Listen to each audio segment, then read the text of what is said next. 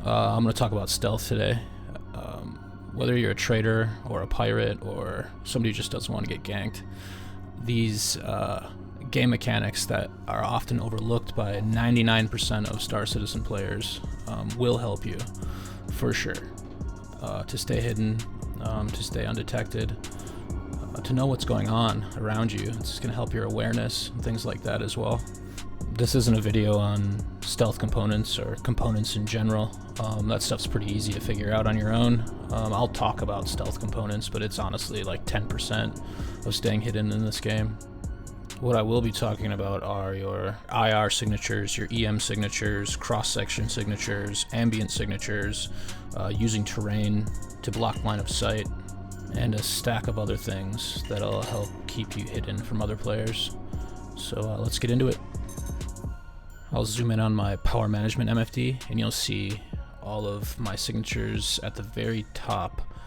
Far left is your IR signature, so heat. The one in the middle is your EM, so devices that are powered on. And the far right is cross-section. The yellow numbers on the top are your base signatures. The numbers in blue underneath them are your ambient signatures. Ambient signatures are basically just a signature buff. You're close to a planet or a station or an asteroid or a cloud, you'll see those numbers going up. The blue numbers will go up. You're out in dead space, they'll go down.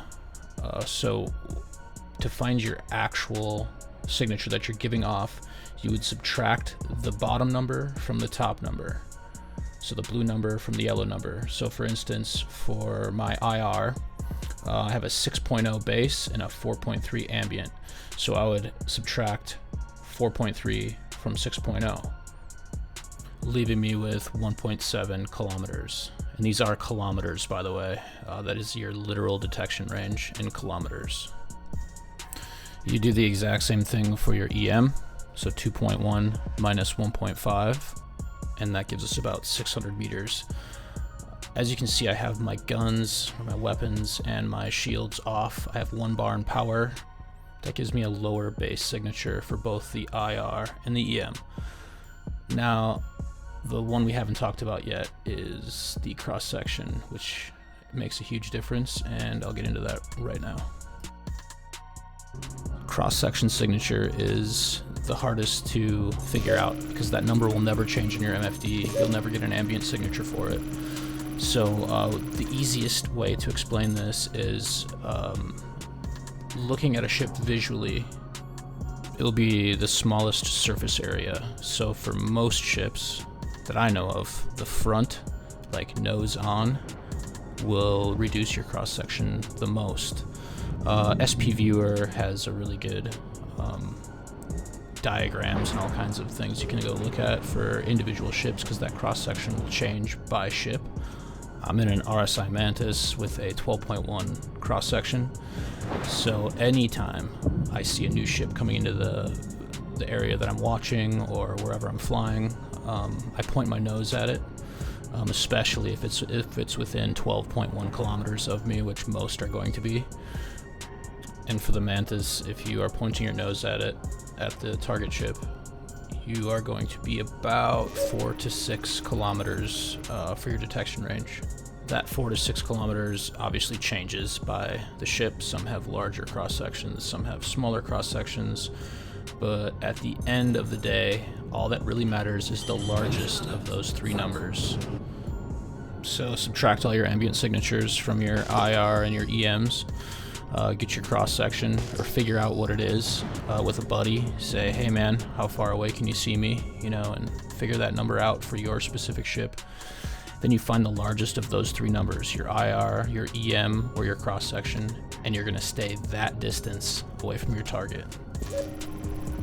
Okay, one more thing about signatures I'm gonna show you is not your signatures, but your target signatures. If you look right here, when you ping, and you point your nose of your ship at an unknown cloud, sometimes you get all 3 signatures, sometimes you just get 1, sometimes you get 2.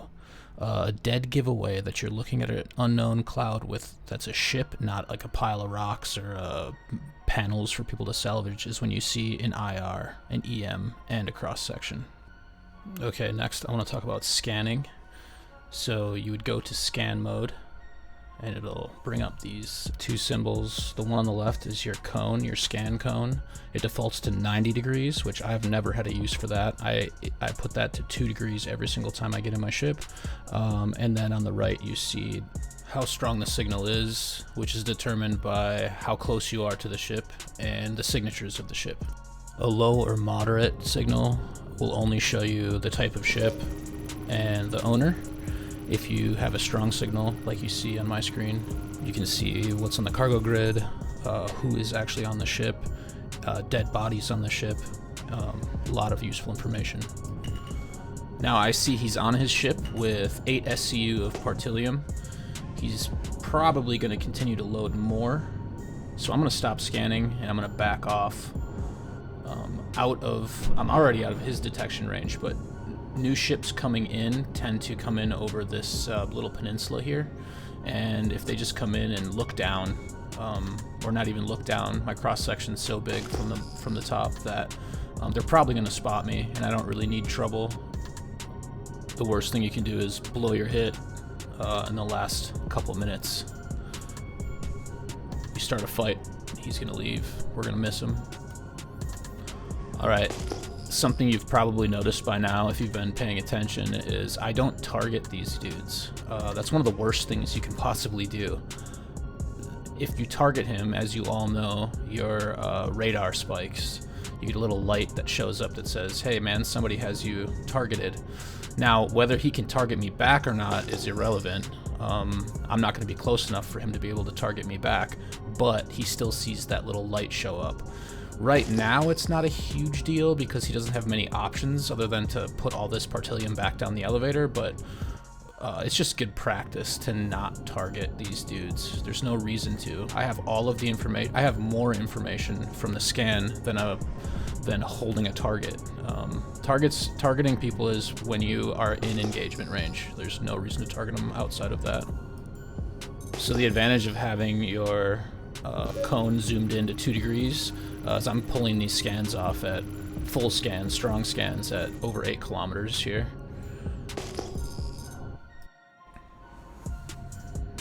And you can see me turning on my dampener as I see him start to leave. I power on my shields, my weapons, and distribute my power like I normally would. And then I follow him up out of Atmo, keeping him in my 12-kilometer bubble. And I still don't have a reason to target him. Right now, if you target him, he definitely knows somebody's following him because he's got, I don't know, $5 to $6 million worth of partillium on him right now, and he sees that radar light pop up, and he has 2 options. Try to get away, which a lot of these people have been popped before. They're smart traders. If they're running partillium, I've noticed. His other option would be, and I've seen it happen a bunch, is return to the station or return to the ground location or the outpost or whatever he bought, wherever they buy their stuff. And then they have turrets against you. They have, if you're in Stanton, they potentially have a safe zone to fly back to. Just not a good idea.